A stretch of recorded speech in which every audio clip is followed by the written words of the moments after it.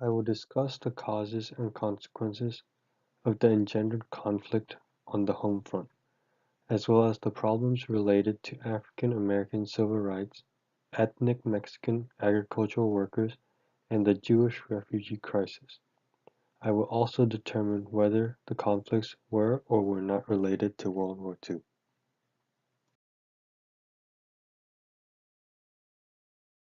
Lynching was somewhat common in America because many of the lynchings were not recorded.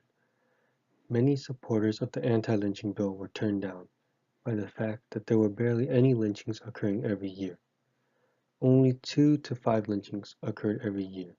However, racial discrimination and racial prejudice led to the increasing support of the anti-lynching bill. The fear of lynching became more and more of a threat to African Americans because of the racial prejudice that many have against them. The creation of the Ku Klux Klan and other organizations was one of the main reasons to support the anti-lynching bill. To show that they did not just take up space in America, African Americans also participated as soldiers during World War II to protect their land that they live in.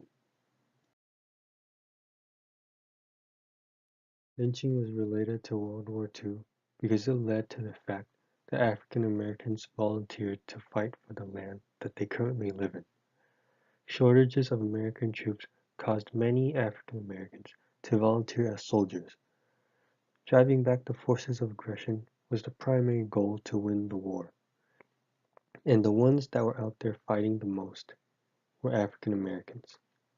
Despite race and color, the ones that provided the most assistance during this war were the colored.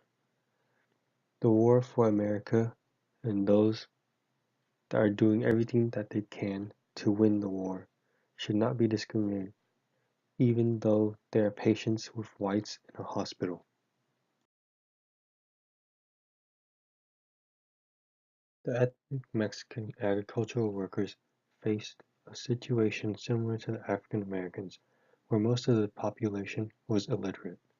Therefore, a literacy test was provided to them similarly to the way that the African Americans have experienced. The result of failing led to deportation and the waste of time the Mexican immigrants had taken. However, there was one important task for these immigrants. The shortages of labor was a result of the farmers that were participating as soldiers in the war. The one solution for the lack of labor in the agricultural fields was the use of Mexican immigrants. The Mexican immigrants were accepted as agricultural workers in order to take the place of those that entered the war. The help provided by the ethnic Mexican agricultural workers was essential for the war crops, because of the supply that could continue for those soldiers. Therefore, deportation of the Mexican immigrants were delayed. The ethnic Mexican agricultural workers were related to the war because of their importance to provide food for those soldiers. In comparison to the African Americans and the Mexican agricultural workers, the Jewish refugees were another problem that both African Americans and the agricultural workers despised. Finally getting a job in America, as well as the end of World War II was coming, a quarter of a million Jews were immigrating to the United States, which would cause many to lose their jobs. The Jewish refugees were related to the war because many of them were freed, but the main problem was that they were immigrating to America. Taking the jobs of millions would result in a problematic crisis.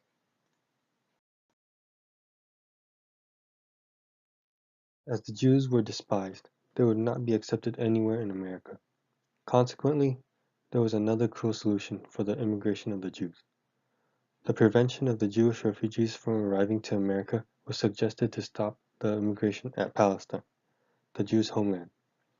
The situation was similar to the African Americans and ethnic Mexican workers, because all three of the races were initially suggested to be sent back to their homeland. But the African Americans and the Mexican workers were allowed due to some circumstances. There is no need for any more immigrants. Therefore, the solution was to send the Jewish refugees back to their homeland.